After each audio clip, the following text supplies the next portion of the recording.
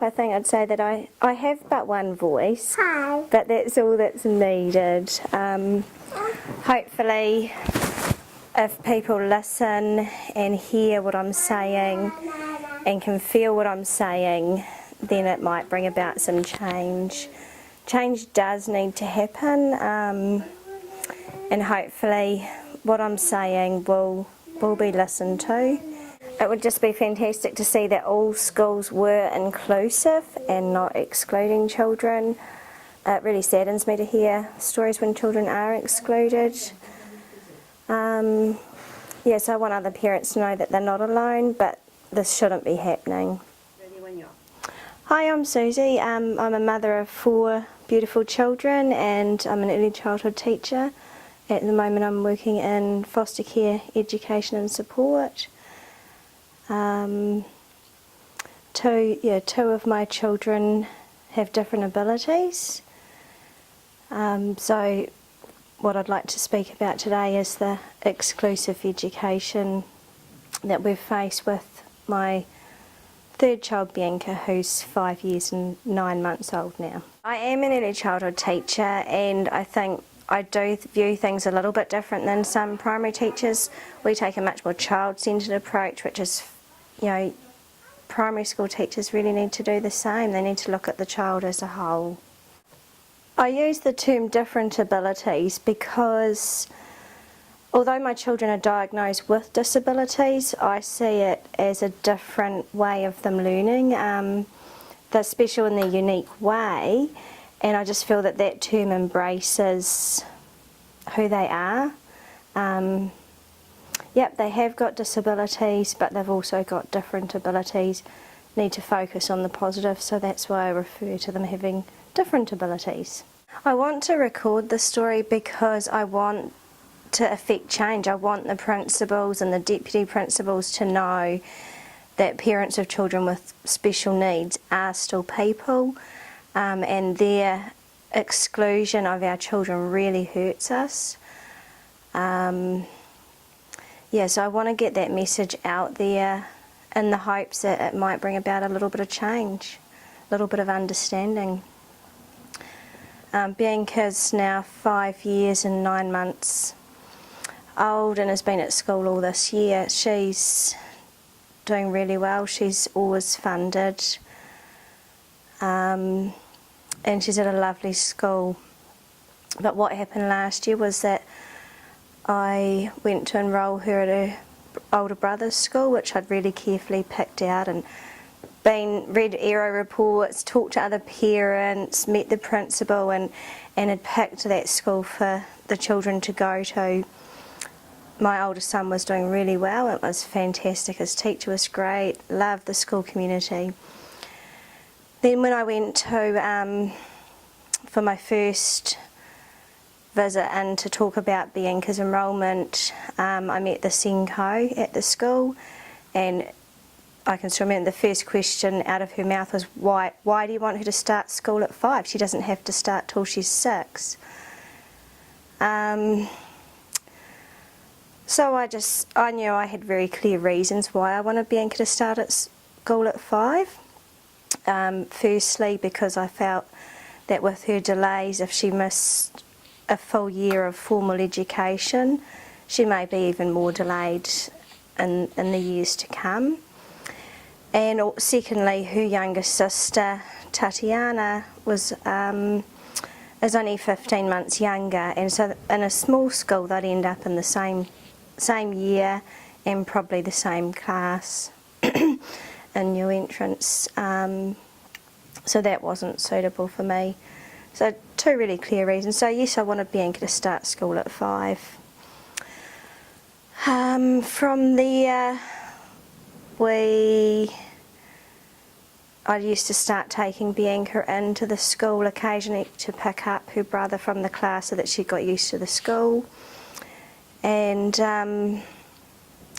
then at her brother's IEP, the SENCO was actually away on leave, and my son's teacher was fantastic, and we talked about Bianca starting school the following year, and she was just fantastic. She had a wonderful attitude and took me over to the new entrance classroom to meet the teacher and have a look at the class so I could see how Bianca would fit in the class.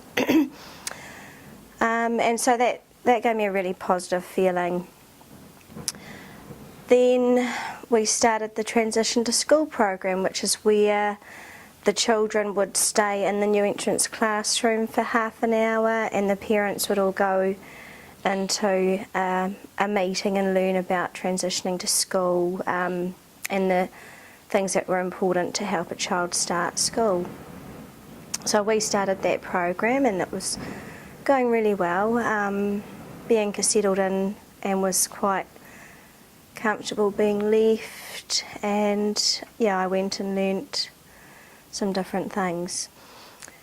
After we'd been doing that for several weeks, I got a phone call from the Senko. She'd returned back to the school from her leave, and the conversation went that Bianca wouldn't be able to attend their school without a full-time teacher aide.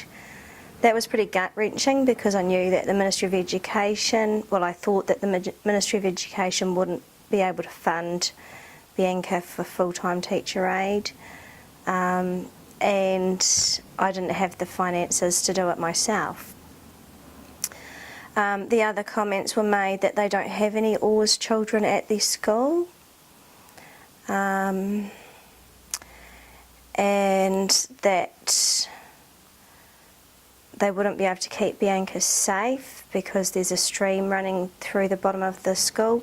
That I can accept, that her safety could be compromised with a stream there, but it's not insurmountable. There's ways and means that could have happened to make the environment safe for her. The Senko suggested that I go and look at some other schools for Bianca. Yeah, it was really heartbreaking to have the school reject my daughter like that. And yeah, I spent that weekend in tears, just not knowing what to do, who to turn to.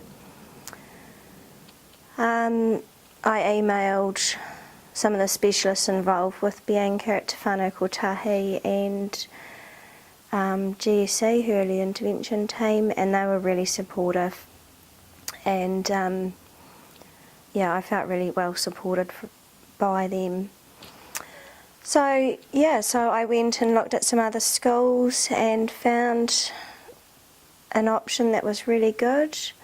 I was welcomed so differently right from the start. I walked into the office and just remember, yeah, the welcome, the principal was lovely, and she got her Senko to ring me, and she rang later that day and we went and met within a few days. The attitude was just so different. It was, tell me about Bianca, tell me about what she likes to do. And that's the sort of thing that I'd love to see in all schools, just that inclusive opportunity. Bianca's really loved at her school. When I take her into the class, the kids are all running around saying, "Hi Bianca, hi Bianca's mum," and if Bianca runs off, which she sometimes does, that, "Oh, Bianca's run over there." So she's really, not only accepted, but she's a real valued member of the school, and that is really good. But the point that I really want to make is that all schools should be like that. No parent should have to go through exclusion. Yeah, it's just not right.